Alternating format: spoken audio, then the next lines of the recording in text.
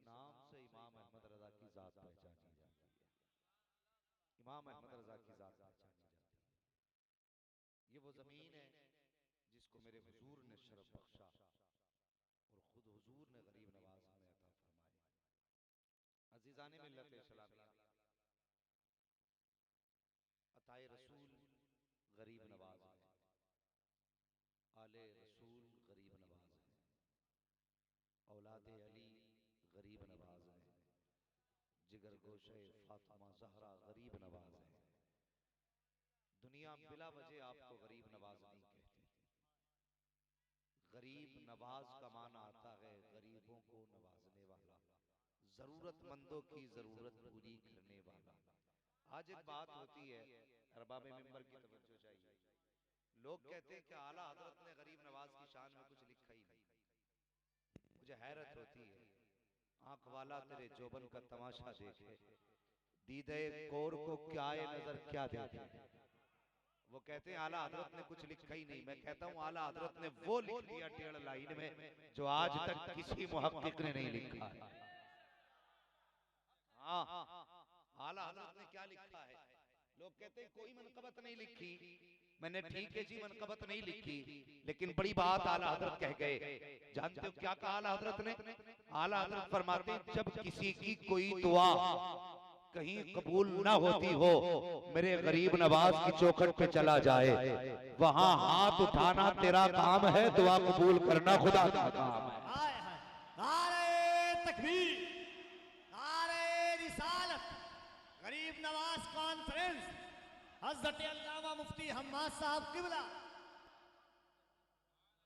हैरत होती है, लोग आला हजरत पे उंगली उठाते, फरमाते सुने जिसकी दुआ कबूल न होती हो वो गरीब नवाज के कदमों में चला जाए। ये वो मकाम है जहाँ पे दुआ कभी टाली नहीं जाती है। और अगर कोई आला हजरत के सामने सिर्फ लफ्ज अजमेर कह देता था तो फरमाते थे सुन, अजमेर के साथ शरीफ भी लगाया करो, शरीफ भी लगाया करो। ये अदब अगर सिखाया है, अहमद रजा ने सिखाया है, खुदा की कसम ये निस्बतें अजमेर की मदीने से जुड़ी है, तभी तो दुनिया कहती है डालती कल्ब में अजमत मुस्तफा सैयदी आला हजरत पे लाखों सलाम।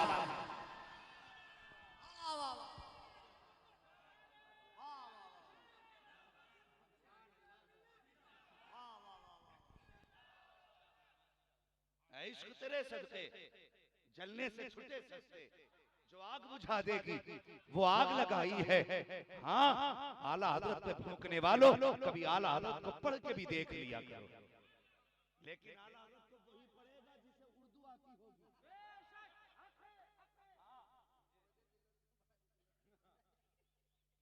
उर्दू वही पढ़ेगा, वो आला हजरत को वही पढ़ेगा जिसे उर्दू आती होगी। और जिसे बाग और बहुत कई फर्क ना हो वो आला हजरत को क्या समझेगा। हाँ, आज भी चैलेंज करता हूं मैं हर उस शख्स को जो बागी आला हजरत है, सिर्फ फतावे रज़विया का फतवा खुतबा पढ़ के और समझ के दिखा, सिर्फ खुतबा पढ़ के और समझ के दिखा दे, खुदा की कसम गुलामी करूंगा तेरी। और मैं जानता हूँ तू क्या, तेरी औकात क्या, तेरी 7 पुश्तें गुजर सकती है। आला हजरत का फतावे रज़विया बड़ी चीज है, हदायक़े बख्शिश का एक शेर समझने को तेरी अक्ल आए। समझ में बात नहीं आती, जिसे देखो आला हजरत पे भौंकना शुरू कर देता है। आला हजरत तेरे बाप की बपोती है जो भौंक लेगा तू। हाँ, जिसके मन में आता भौंक देता, समझ में बात नहीं आती।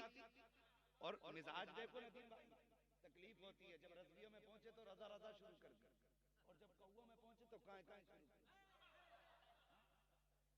तुमसे बेहतर तो कुत्ते हैं जिन्हें पता है टुकड़ा किस चौखट से मिलता है। और तुम उन कुत्तों से भी गए गुजरे, जहां पहुंचे धर्म बदल लिया। हम कहते हैं आज ले उनकी पना, आज मदद मांग उनसे, कल न मानेंगे कयामत में अगर मान गया। गरीब नवाज, बात मुझे गरीब नवाज पे करनी है, बस थोड़ी देर तवज्जो करें। मैं बहुत ज्यादा वक्त नहीं लूंगा, इसलिए कि मेरे बाद भाई नूरे मुजस्सम को सुनना है और ये मुझे भी बड़े पसंद है, मैं भी इनको सुनूंगा। और नदीम भाई का तो जवाब नहीं, इनका कब्जा दिलों पे भी रहता है, जेबों पे भी रहता है। हाँ, दिलों पे भी रहता है, जेबों पे भी रहता है। अल्लाह जेबों को भी सलामत रखे, दिलों को भी सलामत रखे, है जी। मगर सुने, गरीब नवाज, मुझे कोई बताए भारत के अंदर जो 90 लाख को कलमा पढ़ाया, क्या आपने तलवार दिखा के कलमा पढ़ाया था? मुंह बांध के कलमा पढ़ाया था? करामत के जरिए हाथ पैर बांध के कलमा पढ़ाया था? नहीं, उन्होंने किरदारे मुस्तफा दिखा के कलमा पढ़ाया था। अगर वो लिंचिंग करने पे आ जाते तो नाम निशान भी भारत में ना होता। उनका नहीं, इनका, जिनका ये अमल है। मगर सुने, गरीब नवाज की शान, कौन सा उसवा लेकर के आया? आज हर बंदा मेरी बात गौर से सुने, कौन सा उसवा लेकर के आया? मेरे महबूब की चौखट है। कौन देता है देने को मुंह चाहिए, देने वाला है सच्चा। जोर से बोले, देने वाला है सच्चा। और लगना चाहिए भाई, रज़वियों में बोल रहा हूं, सुन्नियों में बैठा हूं, हैं? यहाँ कोई खा के सोने वाली जमात तो नहीं है ना? यहाँ तो रातों रात जाग के अपने नबी को मनाने वाली जमात है, मनाने वाली जमात है। जरा जोर से बोले, देने वाला है सच्चा, हमारा नबी महबूब की चौखट है। सवाली आ गया, सुने बहुत गौर से। हुजूर भूखा, कभी कलमा नहीं पढ़ा उसने, भूखा हूं, सुना है आपकी चौखट से कोई खाली नहीं जाता, खाना मिलेगा। मेरे महबूब मिंबर पे तशरीफ लाए, 350 सहाबा मस्जिद में बैठे हैं। कितने? सारे बोले कितने? 350 सहाबा। आने वाले ने कहा, हुजूर भूखा, रोटी मिलेगी? अल्लाह अकबर। मंगता तो है, मंगता कोई शाहों में दिखा दो, जिसको मेरे सरकार से टुकड़ा ना मिला। आज अपना मयार हम देखे, सवाली दरवाजे पे आ जाए तो पहले नजर डालते, कहते तेरा कद तो हट्टा कट्टा है, तेरे हाथ पैर तो सलामत है, फिर तू मांग क्यों रहा है? हुजूर फरमाते हैं, अगर तेरे दरवाजे पे सवाली भले घोड़े पे बैठ के आए तो ये न देख सवार होके आया है, ये देख सवाली बन के आया है। जरूरतमंद आए तो फिर खाली नहीं जाना चाहिए, खाली नहीं जाना चाहिए। आज बंदा कद नाप के देता है, ये देने के लायक है कि नहीं? जब ज़कात की बारी आती है पूछता है, क्या ज़कात बहन को दे सकता हूं कि नहीं? भांजी मोहताज है, उसे दे सकता हूं कि नहीं? तेरे दरवाजे पे कुत्ते खा के जाएं, तुझे बहन की याद नहीं आती? जब ज़कात की बारी आती है तब बहन के बारे में पूछा जाता है। भाई, ये तेरे अपने जिस्म का टुकड़ा है, अल्लाह तौफीक दे और इसे जरूरतमंद पाया करे। जेब में हाथ डाल, इसकी गोद में डाल दे, इधर बहन राजी होगी, उधर मदीने वाला मुस्तफा राजी हो जाए। हम तो अपनों को भी तरसा देते हैं, मुस्तफा से प्यार करने वालों, उनसे मोहब्बत करने वालों, उनकी अता देखो। खैर मुस्लिम है, भूखा हूं, खाना मिलेगा? मेरे हुजूर ने 350 सहाबा की तरफ निगाह डाली, फरमाया है कोई जो मेरे मेहमान को खाना खिला दे? कौन सवाल कर रहा है? ये वो सवाल कर रहा है जिसने एक बार कहा था इस्लाम को दौलत की जरूरत है। सारे सहाबा की गर्दन झुकी थी, हजरत उस्मान उठ के खड़े हो गए, कहने लगे हुजूर मेरी तरफ से 100 ऊंट कबूल फरमा। हुजूर ने फरमाया उस्मान खुदा तुझसे राजी हो बैठ जा। फिर दूसरी बार हुजूर फरमाने लगे है कोई जिसके पास कोई दौलत है इस्लाम के लिए? फिर कोई ना उठा, हजरत उस्मान गनी फिर उठ के खड़े हो गए, हुजूर 100 ऊंट और मेरी तरफ से। हुजूर ने फरमाया उस्मान खुदा तुझसे राजी हो बैठ जा। तीसरी मर्तबा हजरत उस्मान फिर खड़े हुए, हुजूर फरमाते उस्मान कब तक खड़े होते रहोगे? जवाब सुनना।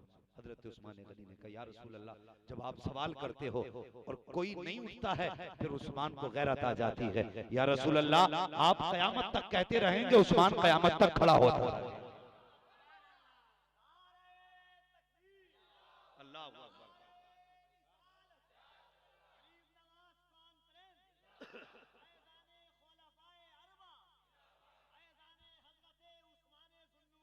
जिंदाबाद जिंदाबाद। कहते हैं या रसूल अल्लाह, आपका सवाल खाली चला जाए? ये उस्मान को गवारा ही नहीं। आप कयामत तक कहेंगे, उस्मान कयामत तक देता रहेगा।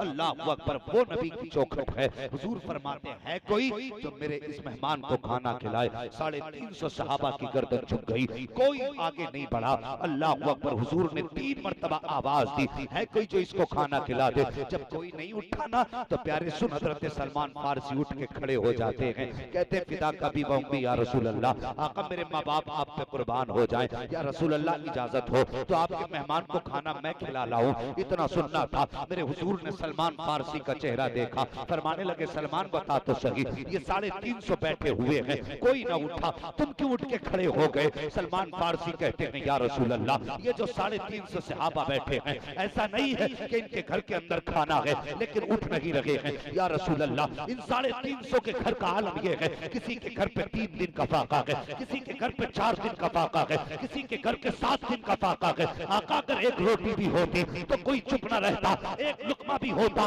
मुस्तफा पहली सदा पे खड़ा हो जाता, लेकिन ये 350 सहाबा इसलिए चुप बैठे हैं कि किसी के घर रोटी का टुकड़ा नहीं है। इस मेहमान को कहां से खिलाएं? का सलमान फिर बता तो सही, तू कहां लेके जाएगा, कहां इसको खाना खिलाएगा? सलमान की आंख में आंसू आए, कहते या रसूल अल्लाह, मैं एक ऐसी चौखट को जानता हूं जिससे आज तक कोई खाली नहीं गया है। सलमान बता तो सही, किस चौखट की बात करता है? अब सुन दिल के तरीके खोल।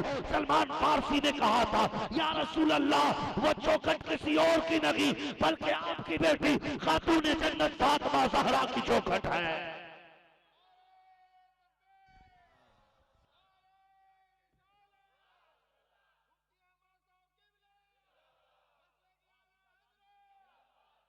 अल्लाहू अकबर, किस माँ का शहजादा है गरीब नवाज?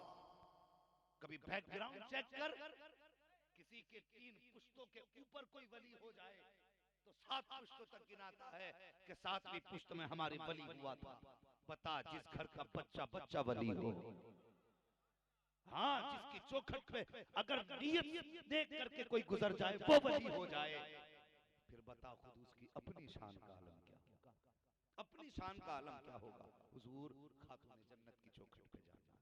सलमान फारसी ने मेहमान का हाथ पकड़ा, आगे सुने, अल्लाह आपकी नस्लों को आबाद रखे, खुदा आपको सलामत रखे।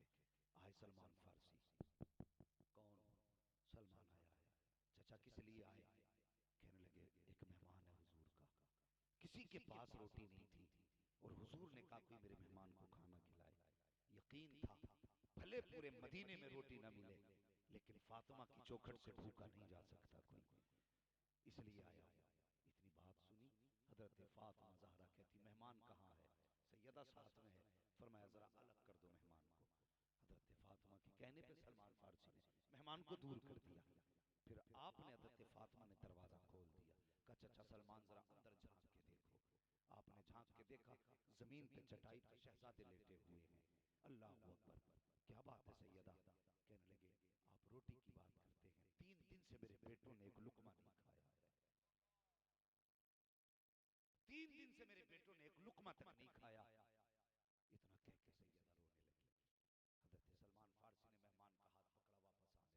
आवाज आई चाचा जरा ठहर तो सही। सलमान फारसी ठहर गए। क्या बात है? अगर खाली गया ना तो कयामत तक के लिए नबी की बेटी की चौखट बदनाम हो जाएगी कि सवाल ही आया था खाली चला गया, फिर क्या करोगी? कहा मेहमान को दूर कर। सलमान फारसी ने मेहमान को दूर किया। सैयदा ने अपनी चादर दी, फरमाया जाओ सामने यहूदी के पास चले जाओ, उससे कहो वो चादर ले ले, बदले में जो अल्लाह अकबर दामन में छुपाई, रोते हुए चले। कोई आम चादर न थी, जिस चादर को बेचने लेके जा रहे थे बस यूं समझ आज जमीन और आसमान की आबरू बाजार जा रही थी। अल्लाह अकबर, वो चादर जब लेके गए, जाने के बाद शमून के हाथ में दिया कि ले ये चादर है, इसके बदले में आटा दे दे। उसने कहा किसकी चादर है? कहा खातून जन्नत फातिमा ज़हरा की चादर है। कहा आज की नौबत आ गई कि ये चादर बिकने आई है बाजार में। तब हजरत सलमान ने कहा था अपने घर के फाके तो बर्दाश्त करते हैं, आज उनके दरवाजे पे एक मेहमान आया है, भूखा है, उसके खाने के लिए चादर दी है ताकि इसके बदले में आटा दे दे, ताकि सैयदा उसको रोटी बना के दे। अल्लाह अकबर, शमून ने इतना सुना, चादर को खोला, पैबंद गिनने शुरू किए, रोता गया, पैबंद गिनते गए। उसके बाद जब तय की बनाई है, चादर को समेटा, एक हाथ में चादर थामी, दूसरे हाथ में आटे का थैला लिया, लाकर के सलमान फारसी के हाथ में दिया। कहा सलमान ये चादर भी ले जाओ, ये आटा भी ले जाओ। जब लेकर के वापस चलने लगे तब शमून ने तोड़ के हाथ पकड़ा। कहा सलमान बता तो सही, खाली बस चादर लेके जाओगे या बदले में कुछ दे के भी जाओगे? कहा चाहता क्या है? कहा देर क्यों करता है? हाथ बढ़ा दे, कलमा पढ़ा दे, मुझे भी उनकी चौखट का मंता बना दे। कहा कहना क्या चाहता है? कहा हमारी किताब में लिखा है जो आखिरी पैगंबर होगा उनकी अपनी बेटी की शान का आलम ये होगा कि उनके दरवाजे पर जब भूखा सवारी आएगा अपनी चादर बेच देंगे लेकिन भूखा जाने नहीं देंगे। कहा जिसकी बेटी इतनी सखावत का दरिया बहाती है उस बेटी के बाप की अपनी शान का आलम का बहुत अंदाजा लगा सकता। सुभान अल्लाह, सुभान अल्लाह।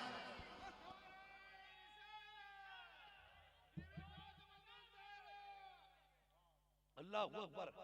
और मेहमान भी दूर से देख रहा था। सलमान फारसी के करीब आया, कहने लगा सच बता बात क्या है? सारी बात जब सच्चाई की बताई ना, मेहमान कहने लगा खाना बाद में खाऊंगा, पहले भी मुस्तफा का गुलाम बना दो मुझे। अल्लाह अकबर। ये उनके घर की सखावत और उनका बेटा गरीब नवाज, और कैसी सखावत। अल्लाह अकबर। सुने, बस थोड़ी देर बर्दाश्त करें। गरीब नवाज की चौखट पे खातून आई, कहने लगी हजरत बेटा दे दो। विशाल की बात कर रहा हूं, हजरत बेटा चाहिए, दुआ करें अल्लाह बेटा दे दे। तो आला हज़रत फरमाते हैं जिसकी कोई दुआ कहीं कबूल ना होती हो अजमेर मोहल्ला चला जाए, दुआ खाली दी जाती। गरीब नवाज की चौखट से बेटा मिल गया। अब उसका दस्तूर था हर साल बेटा लेके गरीब नवाज की चौखट पे जाती थी। उर्स के मौके पर एक बार ना बच्चे को लेके गई। बच्चा थोड़ा सा समझदार हो गया, बड़ा हो गया थोड़ा सा बच्चा। तो बच्चा था और एक कब्र थी सामने, बच्चे ने खड़े होकर वहां पेशाब करना शुरू कर दिया। मतलब इतनी तमीज बच्चे को नहीं थी पाकी ना पाकी की। बच्चे ने खड़े खड़े पेशाब किया, पेशाब के कुछ कतरे मजार पे गए जो सामने मजार थी। बच्चा उछला हवा में, जमीन पे पटकी लगी, बच्चा खत्म हो गया। ये गरीब नवाज की चौखट की कहानी है। जब बच्चा पट उठा, जमीन पे गिरा, फिर दौड़े लोगों ने देखा बच्चा इंतकाल कर चुका था। माँ दौड़ करके आई, वो यार माँ होती है। बच्चे की नब्ज देखी, नब्ज थम गई थी। फिर क्या था, माँ की चीख निकल गई।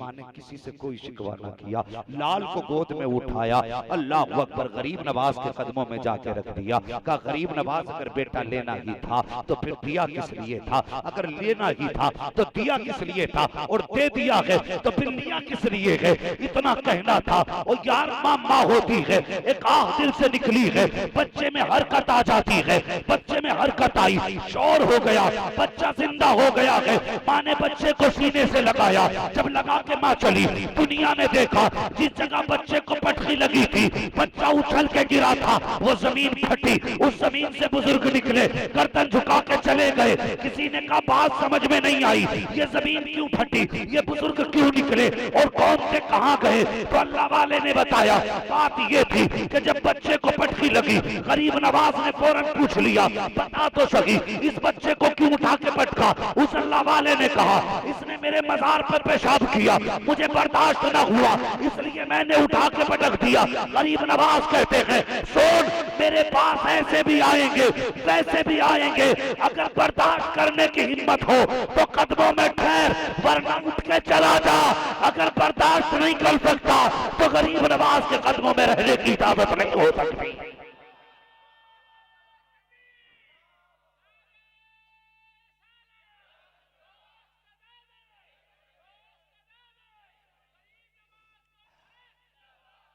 अल्लाह अकबर। ये शान है गरीब नवाज की, उनकी अजमत देखो, उनकी शान को समझो।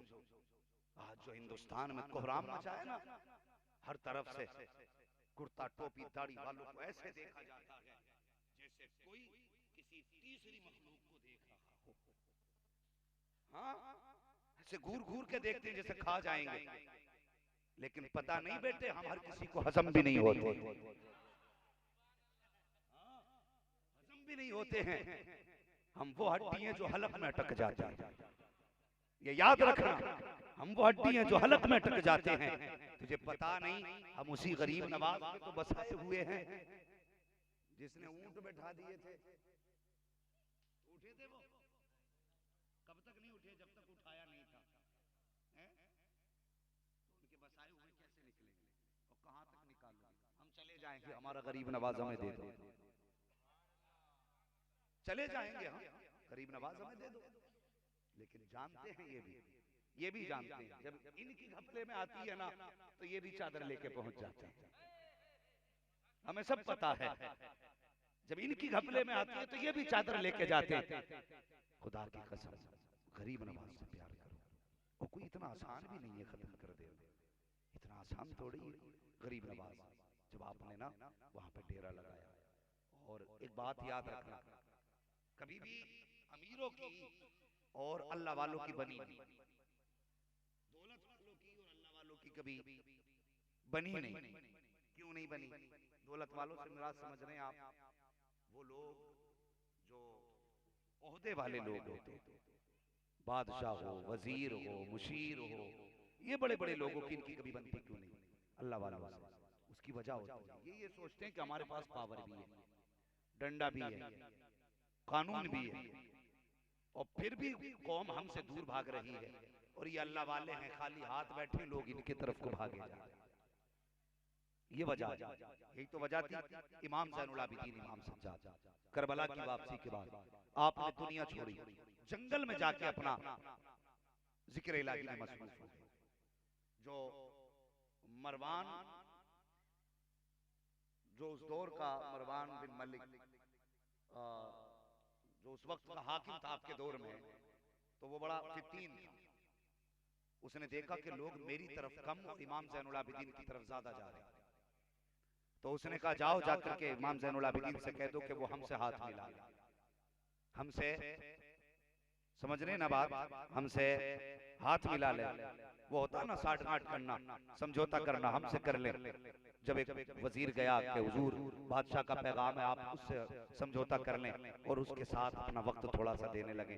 आपने फरमाया जा, कल भी हमें बादशाहत प्यारी नहीं थी, आज भी बादशाहत प्यारी नहीं है, हमें हमारा काम कर लेने दे, हम बस अपने रब को मनाने में लगे हैं। ये कह के आपने वापस कर दिया। खबर पहुंची बादशाह के पास कि उसने आने से मना कर दिया। उसने फिर खबर भेजी कि उनसे जाके कहना अगर राजी नहीं आएंगे तो हम गैर राजी उनको पकड़वा लेंगे। आपने फिर फरमाया जाओ उससे कहते हमसे ना उलझ, हमसे ना उलझ, हमें अपने काम करने दे, तू अपना काम कर। उसने कहा अच्छा। उसने अपने सिपाही भेजे, फिर बेड़ियां हाथों में हथकड़ी, पैरों में बेड़ियां डाल करके आपको जब सल्तनत के अपने महल में बुलाया गया तो उसने मुस्कुरा के कहा, बादशाह ने कहा सज्जाद क्या समझते थे तुम्हारा कोई कुछ नहीं बिगाड़ पाएगा कि कल तुम्हें करबला में यजीद के फरमान पे बेड़ियां पहनाई गई थी, आज मेरे फरमान पे बेड़ियां पहनाई गई हैं। मुस्कुरा के आपने फरमाया हमारे मुंह न लाग और चल, हमें हमारा काम करने दे। उसने कहा क्या कर लोगे? जब इतना कहा क्या कर लोगे? आपने फरमाया पावर देखना चाहता है। निगाह डाली, झटका दिया, बेड़ियां भी जमीन पे थी, हथकड़ी भी जमीन पे थी। कहा ये कैसे हो गया? फरमाने लगे सुन, हमें ना आजमाना, पावर कल भी हमारे पास थी, आज भी हमारे पास है, फर्क ये है जो रब कहता है वही हम करके दिखाया करते हैं। कल हम मजबूर थे ना आज हम मजबूर। तो अल्लाह वाले कभी दबते नहीं किसी से, लेकिन रब की रजा के लिए, रब की रजा के लिए। तो ये जो पृथ्वीराज चौहान था ना, तो जब इसने देखा कि मामला हद से ज्यादा बढ़ रहा है, चलो उन्हें छूट दे दी, वो अपने काम में लग गए, लेकिन लोग फिर भी उनकी तरफ जा रहे हैं। सरकार गरीब नवाज जब महफिल फरमाया करते थे ना, जलसा वाज फरमाते थे तो लोग आके बैठते थे, और जितनी महफिल में बैठते थे उन्हीं के होके जाया करते थे। हैं हमारे जैसा आदमी तकरीर करे तो लोग कहता दिल पे बात उतर गई। उस जबान के बारे में क्या कहते हो जिस जबान से कभी जिंदगी में झूठ न निकला हो? उस जबान की सदाकत का आलम क्या होगा जिससे कभी हराम का लुकमा जिसकी जबान पे ना आया हो? हाँ, जिसकी रगों में फातिमा जहरा का दूध खून बन के दौड़ता हो। बताओ उस जात के बारे में क्या ख्याल है? आप तकरीर फरमाते। तो जो पृथ्वीराज चौहान था उसने एक किलर बुलाया। आज 2-2 हजार के चक्कर में लोग मर्डर करते थे। डर, अल्लाह से डर, मरना एक दिन। फरमाया गया अगर किसी बकरी ने बकरी को सींग मारा है तो कयामत के दिन बकरी का बदला बकरी से दिलवाया जाएगा। हाँ, यहाँ तक फरमाया गया अगर किसी लकड़ी ने लकड़ी को रगड़ दिया है तो कयामत में उस रगड़ का बदला भी अल्लाह दूसरी लकड़ी को लकड़ी से दिलवाएगा। आज बंदा लोगों पे सितम करके सोचता है कुछ नहीं होने वाला, हज कराऊंगा, ये ठेके ले रखे हैं, हज कराऊंगा, लोगों का खून पी जाऊं ना, किसी को सताना मत। सताना मत करे, चिड़िया भी तुमने मार दी तो कयामत के दिन वो चिड़िया आएगी और उसकी चीख इतनी तेज होगी कि अहले महशर के कानों में ऐसे जाएगी जैसे बिजली गरज रही। और आज गरीब तड़पे तो पड़ोसी को खबर नहीं होती, जब कयामत में गरीब चीखेगा और मजलूम की आह निकलेगी तो उस वक्त रब पूरे उसका गजब शबाब में होगा और फरमाएगा मांग आज जो तुझे बदला मांगना है, आज मैं इंसाफ करूंगा, मैं इंसाफ करूंगा। खुदारा कभी किसी का दिल नहीं दुखाना, किसी को छोटा समझ के तकलीफ ना देना। कयामत के दिन तू मजबूर होगा और ये पावर में आएगा। हाँ तू कमजोर होगा, ये ताकत में आएगा, फिर खैरियत नहीं होगी, फिर खैरियत नहीं होगी। एक बादशाह ने अपने बेटे को पढ़ाने की ड्यूटी लगाई एक आलिम साहब की कि मेरे बेटे को पढ़ा दे। आज तो लोग मदरसे की तरफ जाने का नाम ही नहीं लेते। जिसको कुरान आ गया समझ लेते सब कुछ आ गया। भाई आगे बढ़ो और ज्यादा पढ़ो, बच्चों को हाफिज बनाओ, कारी बनाओ, आलिम बनाओ। जिस मुआशरे में हाफिज कारी होते हैं ना, फिर उस मुआशरे की बहार ही होती है। बच्चों को पढ़ाने का शौक पैदा करो। बादशाह कहने लगा मेरे बच्चे को पढ़ा दो। मौलाना साहब ने बच्चे को पढ़ाया, बच्चा पूरा मुकम्मल आलिम हो गया। जब आखिरी दिन आया ना बच्चे का तो दस्तार हो गई, फरागत हो गई बादशाह के बेटे की। तो उस्ताद जी कहने लगे बेटे कल जरूर आना, बेटे कल एक जरूरी सबक रह गया वो पढ़ाना, कल आना। बच्चा अगले दिन आया, उस्ताद ने लिया कोड़ा, इतना मारा कि पूरा बदन उसका सुस्त कर दिया। शहजादा तक घर गया, बाप से कहने लगा अब्बा जी आज उस्ताद ने बिना खत्ता मारा, उन्हें बुलाइए। बादशाह मुस्कुरा के कहने लगा बेटे उस्ताद है, कोई ना कोई वजह जरूर रही होगी, मैं उसे अपने दरबार में बुला के रुसवा नहीं करूंगा।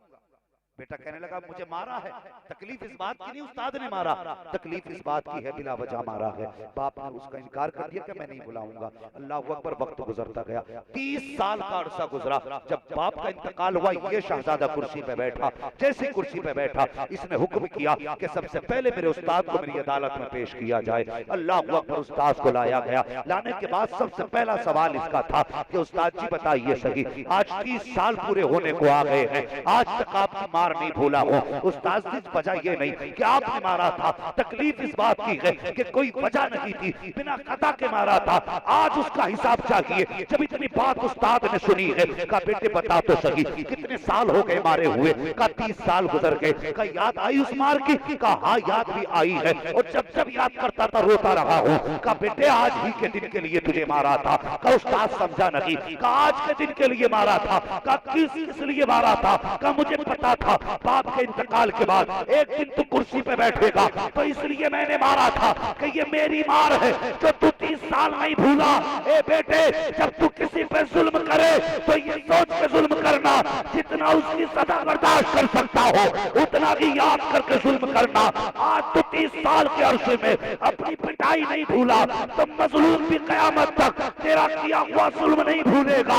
आज तू कुर्सी पे आया है, तूने अपना बदला ले लिया है। जब कल कयामत के दिन मजलूम पावर में आएगा, खुदा तुझसे बदला लेगा।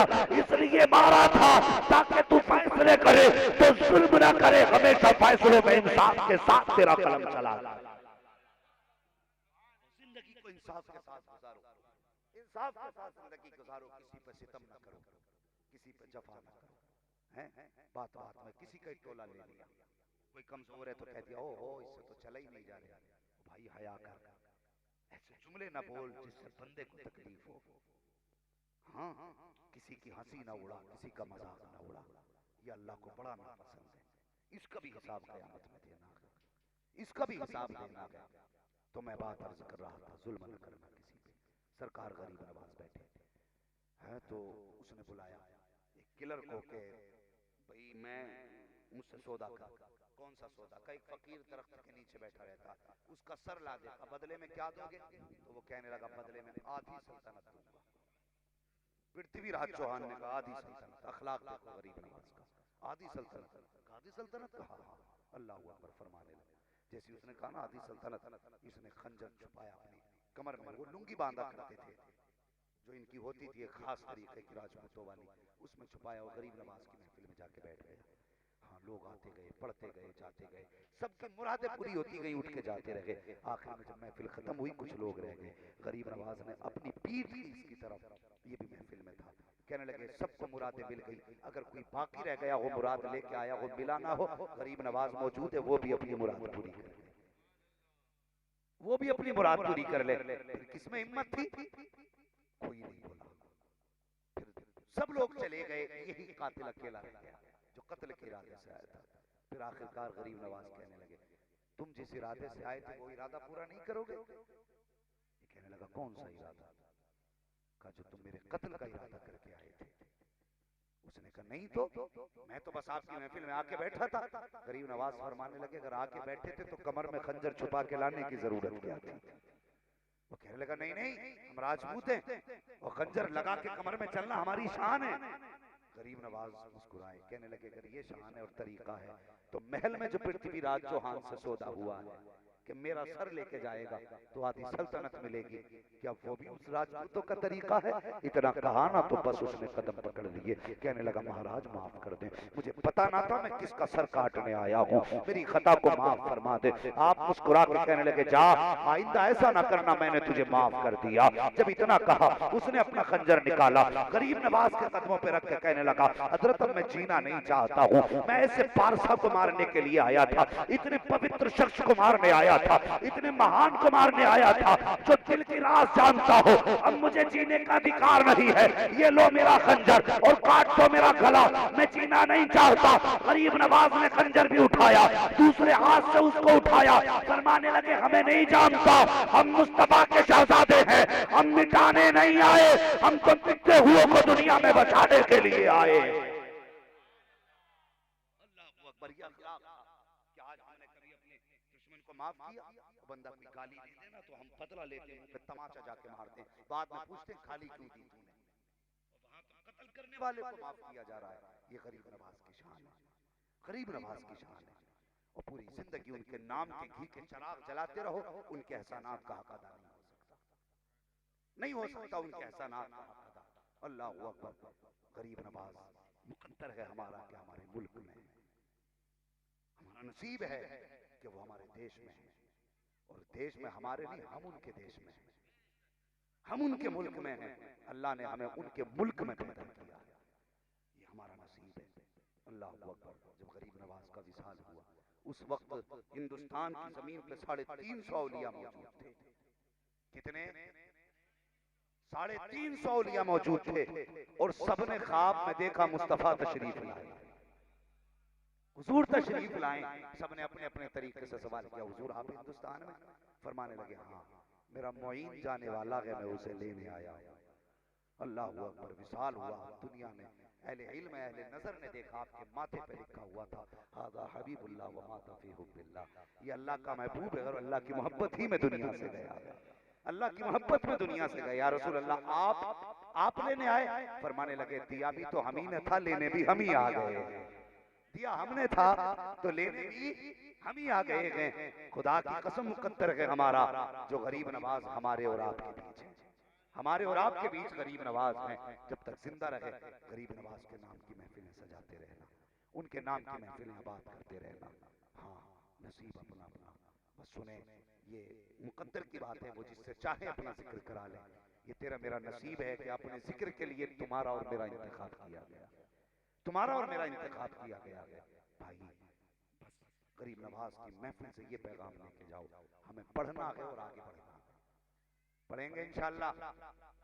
पैसा कमाना कोई कमाल नहीं है, ये भी याद रखना। पैसा कमाना कोई कमाल नहीं है, इल्म हासिल करना सबसे बड़ा कमाल है। इल्म हासिल करना सबसे बड़ा कमाल है।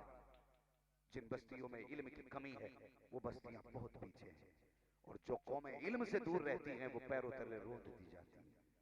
हमें बच्चों को पढ़ाना है। मारारा शरीफ का एक नारा मुझे बड़ा पसंद है। एक नारा लगता, आधी रोटी खाएंगे बच्चों को पढ़ाएंगे। ये मारारा शरीफ का नारा। कोशिश करें बच्चों को पढ़ाएं, आगे बढ़ाएं, और कमाई तो फिर भी हो जाएगी, लेकिन बेहतर ये है बच्चों को इल्म की दौलत दें, बच्चों के हाथों में कलम दें, ताकि बच्चे कल हमारे लठ न चलाएं, कलम चला के अपना हक हासिल कर लें। इंशाअल्लाह देंगे बच्चों के हाथों में कलम। सर न हिलाइए, जबान चलाइए, बोलो इंशाअल्लाह। पढ़ाएंगे बच्चों को, दीन सिखाएंगे बच्चों को, इंशाअल्लाह मौला करीम हम सब की हाजिरी को अपनी बारगाह में कबूल फरमाए। फरमाया गया ईमान वालों अल्लाह से डरो और सच्चों के साथ हो जाओ। अल्लाह से डरने का मतलब ये है फराइज और वाजिबात को उनके वक्तों पे अदा करें और हुकूकुल्लाह जो है वो भी अदा करें, हुकूकुल इबाद भी अदा करें, किसी का दिल ना दुखाएं, किसी का हक ना खाएं। और सच्चों के साथ होने का मतलब ये है इनसे वफा करें, इनसे मोहब्बत करें, इनसे प्यार करें। मेरे हुजूर से पाक शरीफ की रिवायत है, मेरे हुजूर से एक सहाबी ने पूछा या रसूल अल्लाह, कुछ लोग ऐसे हैं जो खुद तो नेक नहीं होते लेकिन कहते हैं हम नेकों से मोहब्बत करने वाले हैं। हाँ, हम नेकों से मोहब्बत करने वाले हैं या रसूल अल्लाह, क्या उनको उसका अज्र मिलेगा?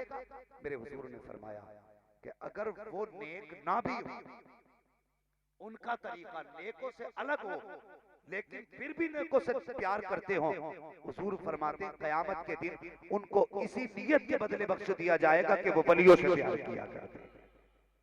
हाँ, तो कम से कम नेक ना बन सके तो नेकों से प्यार ही करते रहें। अल्लाह वालों से प्यार करें, मोहब्बत करें, इनसे वफा करें। बस जो हुए अगला उनको माफ फरमाए रब्बे कायनात। जिंदगी ने दिया साथ, फिर होगी मुलाकात। चमन रहा फूल खिलेंगे, जिंदगी रही, फिर मिलेंगे। सारे लोग कलमा शरीफ पढ़ लीजिए, ला इलाहा इल्लल्लाह मुहम्मदुर रसूलुल्लाह व मा अलैना इल्लल बलाग। अस्तगफिरुल्लाह रब्बी मिन कुल्ली ज़ंबिन व अतूबु इलैह। अस्सलामु अलैकुम व रहमतुल्लाहि व बरकातुहू।